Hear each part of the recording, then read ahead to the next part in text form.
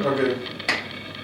Hello, welcome to our exhibition. My name is Justice. My name is Winnie. My name is Vivian. My name is Wang Chen. Today we're going to be talking to you about managing cross-cultural teams under the subtopic sustaining good communication across cross-cultural employees from looking at the US and Chinese employees using Lenovo as a case study. We're going to discuss about the exhibition. We have the four posters over here. We're going to talk to you about the exhibition. Enjoy. The team are here to present to you our group exhibition on the topic managing cross-cultural teams. So our main exhibition topic today is sustaining good communication between cross-cultural teams using the US and Chinese employees using the Lenovo case study. As you can see, this is our table of contents. We've got why we are doing this exhibition, why cross-cultural teams exist, then the advantages and disadvantages of cross-cultural teams. Then we talked about HOFSTEDE cultural dimensions and the critique of HOFSTEDE, and then we concluded. So the main purpose of this exhibition investigate that sustaining good communication is one of the challenges faced when managing cross-cultural teams. Using the Lenovo case study, the HOFSTEDE cultural dimension was used to investigate, to explain the different cultural values and differences among the employees. Then at the end, some suggestions and recommendations were made to what we think the cultural team should do to improve. My colleague is going to talk to you about the Lenovo company and talk to you about cultural teams. Thank you. Hi, I'm Vivian. First, I will introduce the Lenovo Limited Group for you. The Lenovo Limited Group is a company which provides commercial customs and technology. It started from Hong Kong first, and it has over 26,000 employees. The company has subsidiaries in Europe, Asia, and America. In 2015, this company acquired the division of IBM hardware, and in 2016, it also acquired System X and Motorola. Custom country team is described as the working together of two or more people with different cultural beliefs and values to achieve stated objectives. Finally, if you ask me why is the cross-cultural teams exist, I will tell you because cross-cultural teams working together from various culture and beliefs produce more successful results for an organization, and as well as to develop new skills to be creative and innovative. Multinational organizations move staffs from one culture to another culture which the organizations operate, because it wants to achieve effective objectives both for the individual person development and the organization. Finally, the movement is introduced by the globalization because, and it also can achieve the headquartered organizational objective. Thank you. And next, my partner Wang Chen will introduce what is culture for you. Okay, and everyone, my name is Wang Chen, and the next I'm talking about what is culture. In 2003, Tyrby described culture as historically involved values, attitudes, and meanings that are learned and shared by the members of a community, and which influence their material and non-material way of life. On the other hand, HOFSTEDE described culture as the collective programming of the mind and distinguishes the members of one group and category of people from another. And the last person is Hao, and he confirms culture is communication and communication is culture. And that communication cannot be separated from culture.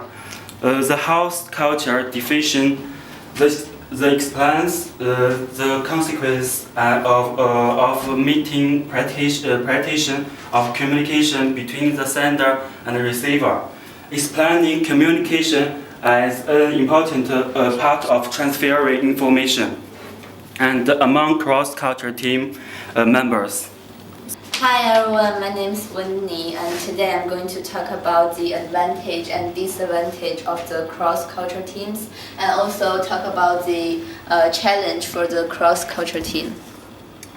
The first of all, the advantage: cross-culture teams encourage knowledge transfer and retaining learning more effectively. Also improve the quality management and innovation. Another advantage is that it's a good relationship between the team and make it more efficiency, as well as the develop of interpersonal skills, effective communication skills, among others. However, there are some disadvantages presented by French in 2010. Explain that working in cross-cultural teams can cause constrained thinking, stem freedom of expressions, limit behavior, and personality conflicts. And I'm going to talk about the challenge for the cross-cultural teams. Nevertheless, there are some challenges faced by the organizations when managing cross-cultural teams. They include the global incompatibility across culture, different attitude towards authority, conflicting approach to decision making, especially the sustaining good communication, as well as leadership issues. There are also some challenges like coordination and control issues, managing cultural diversity, and handling geography distance and team dispersion.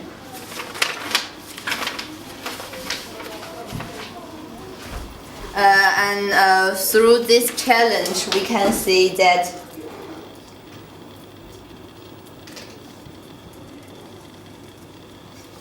it can be seen that one of the challenges faced when managing a cross team is sustaining good communication, which is the exhibition topic for when we focus on.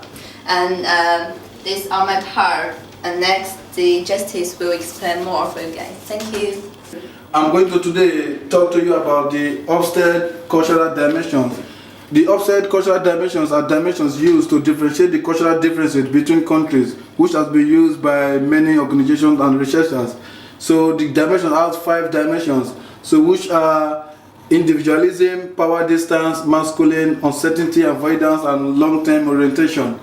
So power distance means that all individuals in the society are not equal, meaning there is a degree of inequality, while uncertainty avoidance means that it explains how comfortable people are with the way work are changing, and prefer already known version, meaning how people take risk, like uncertainty avoidance. Like some people don't like to take future risks. They like to stay where they are. They are not certain. If they are not certain about the future, they don't take the risk. So then going back to individualism. Individualism means that individuals do things independently. Like high score on this dimension means individualism, while low score means feminism. So individualism means that individuals highlight independence, meaning individuals acting single and acting independently without consulting others to do meetings. Then we talked about feminism. Feminism is a society that scales towards working in groups. They believe in working in groups to achieve a collective result. Then we talk about masculine.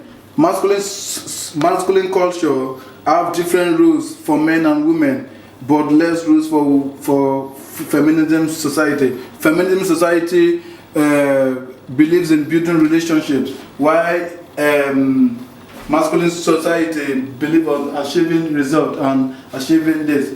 And then lastly, we talk about long-term orientation. Long-term orientation means planning for the future, and Confucian dynamism means short-time, present, and past tense oriented, as presented by HOFSTEDE 2010. There are critics about how HOFSTEDE cultural dimensions work.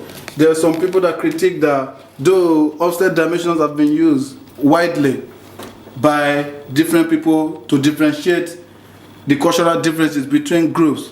However, this cultural dimension study, according to Michelle Sweeney, 2002, he critiqued that this study, HOFSTEDE study, was only based on one company approach, which is IBM and its employees. And it also showed that the one study approach only cannot possibly provide information on the entire cultural system of a whole country. So Anna, 2015, further confirmed that culture does not stand still. And she explained that HOFSTEDE story is outdated as culture changes over time, as well as rapid changes in convergence, internationalization, and environment. So meaning that HOFSTEDE theory is not good, and criticizing that it's only based on one company. However, we use it for this exhibition because it is widely used by a lot of researchers and a lot of academics. So to differentiate cultural differences between groups, between cultural groups. So that's why we are going to adopt it to this study. So now we are going to do comparison between the HOFSTEDE cultural dimensions. So as you can see on the graph here, this is the graph showing the comparison between the US and China, using the Lenovo case study, which is called How to Fix Cross-Cultural Clash Across Global Teams, the name of the case study, which is found in Financial Times. The link is there. So we are going to focus on three of the cross-cultural teams using the HOFSTEDE cultural dimensions to do the differentiation. We are going to focus on three dimensions, which are individualism, long-termism, and power distance. This is explained that individualism under this dimension, relating this to the case study, US has 91 and China has 20. Relating it to the case study, it shows that the Chinese staff did not like or enjoy the way Yolanda, which is the American diversity officer, who was sent by Lenovo to US to have a meeting with the Chinese members when Lenovo acquired part of IBM software for acquisition purposes. So that was why they had the meeting in the case study, according to the case study. So it shows that the American diversity officer does things the way she wants without seeking their opinion, meaning because she's from the individualism society, as HOFSTEDE explained, doing things individually, independently, without consulting others. So also Gina, in the case study, the Chinese business executive whose silence in meetings had gained her a reputation with the Americans for cardiness. This could most likely also because the lady is from a collectivism society, so she believes in listening to people and giving people respect. So also HOFSTEDE explained that in Valiant society, people do things independently without seeking people's opinion, while collectivism society expect to do things collectively and seek others' opinion before taking decisions. Then we move on to long-term orientation. Long-term orientation, as explained by HOFSTEDE, in this dimension, US score 26 and China score 87. This could be shown in the case study of Yolanda's behavior on embarking on worldwide of meetings, eagerness to get things done, and overlooking the weight behind Chinese need to first build trust by socializing with colleagues. What this is explaining is that she does things her own way, while the Chinese people prefer to do things in their own way. In terms of the Chinese people believe in building trust and building society. So Chinese are more perseverant in achieving results, believing that truth can be gained depending on the situation, context, and time. While US culture, as explained on the long term, value with low score means is a society that maintains time-honored traditions and norms by viewing societal change and suspicion, which is the behavior put on by the American woman, the diversity officer Yolanda. Finally, we talk about power distance. Power distance is talking about the degree of inequality. So it shows here that US score 40 and China score 80, meaning Chinese people accept inequality. It means that there are people higher than them. So this dimension in this dimension shows that explain about Gina's behavior in the meeting, in the cultural meeting, which she would let everyone speak in the meeting before she speaks. This is because in the Chinese culture, doing so is regarded as being polite and respectful, because it also shows the inability of Chinese to express their disapproval with the chief executive, the chief diversity officer's way of doing things. As HOFSTEDE explained, power distance is the extent to which the less powerful members of organizations within a country expect and accept that power is distributed equally. Power is distributed unequally. With China at 80, it means that China believes inequalities among people are acceptable. The implication of this finding suggests that we assume people from other cultures are like us, not acknowledging the fact that things we do is an expression of the culture we believe in, and personally identifying so. And also Greg also identified that culture is explained in different ways. So now I'm going to talk to you about the conclusion. The conclusion, which says that from the finding, it shows that cross-cultural sustaining good communication is a big challenge faced when managing cross-cultural teams. As you can see,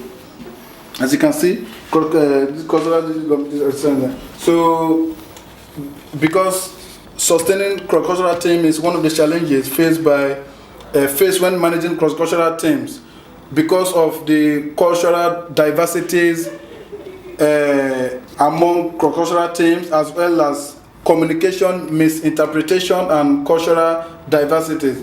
So this is also confirmed by some authors that project managers should show the cultural differences between cross-cultural teams clearly for communication to be made more effective in the environment of multicultural projects.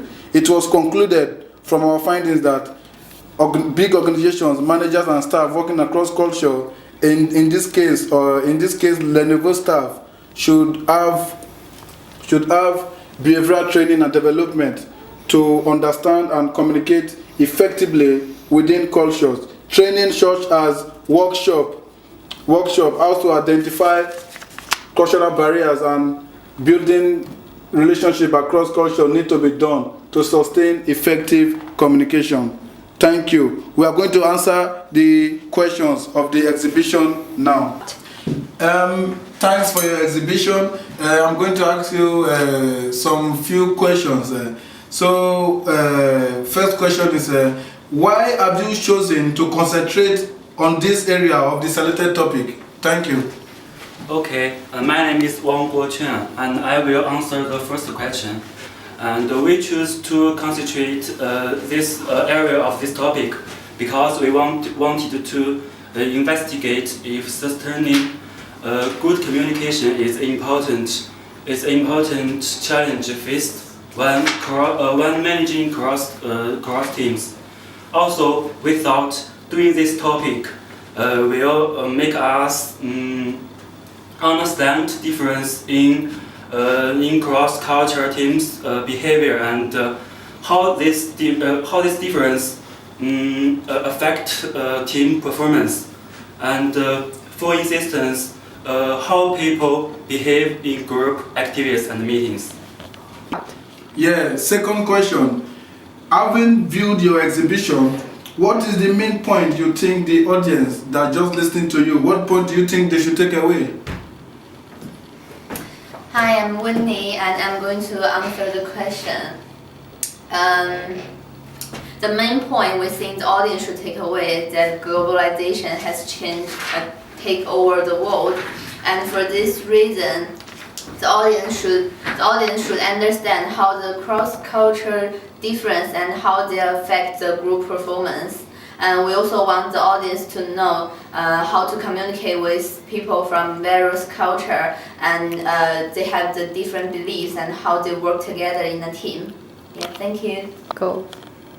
So the last question is that what value can your exhibition offer to managers working in a global setting? Thank you. I think managers working in global settings should be aware of these cultural differences across cultural team members, because overseas managers learning how to interact and approach intercultural teams is very important. We think that managers should know that sustaining good communication is an important aspect of achieving collective goals when working across culture. They should be aware of the communication issues. It's a very big challenge which they need to overcome.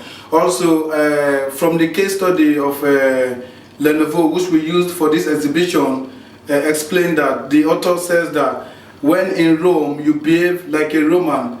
This means that when managers across culture work across teams, they should adopt, they should interact, they should integrate to the cultural team of the host country they are working with in order to achieve effective results. Thank you for this question, and thank you for the exhibition. Thank you for everything. Thank you. Thanks for watching the exhibition. We hope you enjoyed it. Thank you. Thank you. Thank you.